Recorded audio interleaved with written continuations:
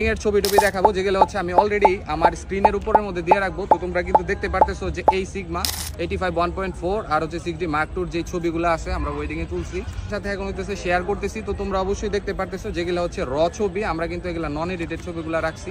আর বিশেষ করে এই ছবিগুলো তোমাদের কাছে কিরকম লাগছে ওগুলো বলবা।